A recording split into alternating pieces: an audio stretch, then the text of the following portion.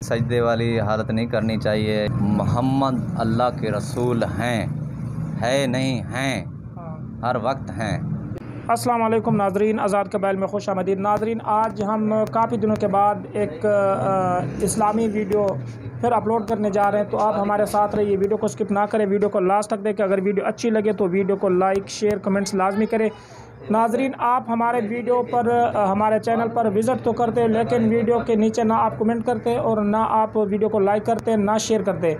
तो प्लीज़ ये इस्लामी सवाल है तो इसको शेयर किया करें। वीडियो अगर अच्छी लगे तो वीडियो को लाइक भी किया करें। ये एक सदका जारिया है, दूसरे मुसलमानों तक वीडियो पहुंचाना, इस्लामी बात दूसरे मुसलमानों तक पहुंचाना एक सदका जारिया है।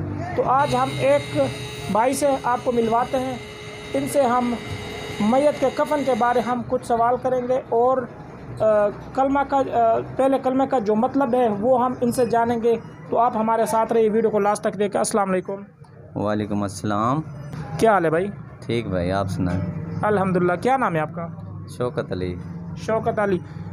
अच्छा शौकत अली, हमारा जो कंटेंट है इस्लाम से रिलेटेड है, कुछ सवाल पूछेंगे आपसे, तो इजाज़त चाहिए आपको?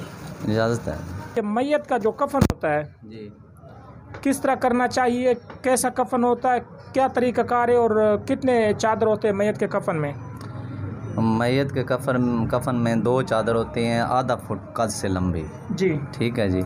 उसके बाद एक कमीज होता है, गोडे जो है ना, ये घुटने, थोड़ा इस साइड पे आ जाओ, ये गोडे जो है ना, गोडे जी, ये इसके नीचे तक हो। कमीज होता है। कमीज होता है। कमीज पर सिलाई होता है या वैसे? नहीं, सिलाई नहीं होता, सेंटर में से काट के उसका गला बना के इतना चाक कर दें बस, पहनने के लिए बस, सर निकल जाए उससे बस। और 2 चादर? 2 चादर अपने आधा सर से भी आधा फुट लंबा और पाँव से भी? बिल्कुल ठीक है।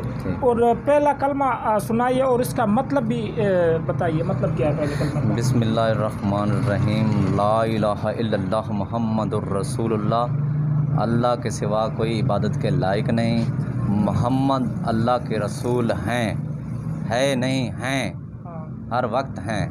बिल्कुल ठीक।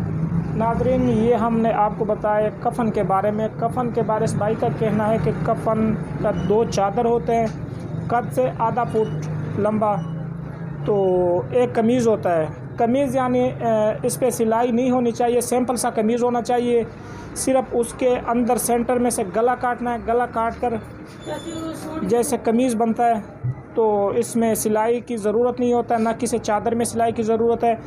पहले फोल्ड करने, जैसे हम नमाज में हाथ बांधते हैं, इस तरह कफन का पहले ये साइड फिर ये साइड, इस तरीके से आपने फोल्ड करना है। पहले कमीज़ पहना के फिर चादरों में ऐसा फोल्ड करना है। उसके बाद मैयत को कफन मुकम्मल हो जाएगा, मैयत का जो कफन होता है। तो मज़ीद भी हम आपको ऐसी इस्लामी वीडियो, अच्छी अच्छी आप तक पहुंचाएंगे, तो आप हमारे यूट्यूब चैनल को लाजमी सब्सक्राइब करें। लोग जब दरबारों पे जाते, कोई दरबारों पर जाना चाहिए, जो वली लोग हैं उनके दरबारों पर जाना चाहिए, उनसे हर दरबार पर जाकर दुआ भी मांगनी चाहिए। तो ये अल्लाह के वली होते हैं जी बिल्कुल। तो जब हम दरबारों पर जाते हैं तो दरबार पर जाकर हमने दुआ मांगना है, क्या करना है? कोई लोग जाकर दरवाज़े को बोसा देता है, कोई नीचे पाँव में गिरकर वहाँ पर बोसे देते हैं। तो क्या ये जायज़ है, ये ऐसा करना चाहिए या नहीं करना चाहिए? जी बिल्कुल ऐसा नहीं, सजदे वाली हालत नहीं करनी चाहिए, या उससे जो है ना उसके पैरों में गिड़गिड़ाना या ऐसे बोसा या माथा टेकना, ये अच्छी बात नहीं। अल्लाह ताला ने फरमाया कुरान मजीद में कि सिर्फ़ झुकना अल्लाह ताला की ज़ात के आगे है, ठीक है ना। और उसके बाद जो है ना, जो भाई उधर जब दुआ मांगने के लिए जाते हैं, उनका सदका दे सकते हैं हम भाई, इनके वास्ते, इनके सदके, ये नेक थे, अल्लाह तेरे वली थे, इनके सदके और इनके जो है ना वास्ता देकर दुआ मांग सकते हैं, ठीक है।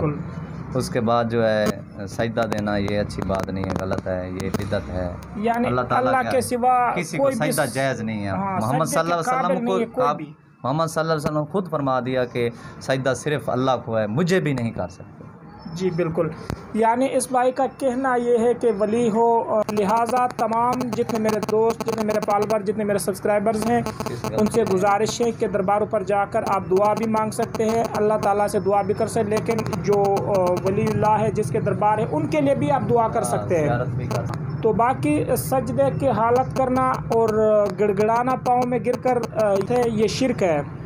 लिहाजा आप दरबारों पर जाकर दुआएं भी मांग सकते। जो मैयत है, जो वलीउल्लाह का कब्र है, मज़ार है, उस पर आप दुआ कर सकते हैं और उनके लिए भी दुआ आप कर सकते हैं।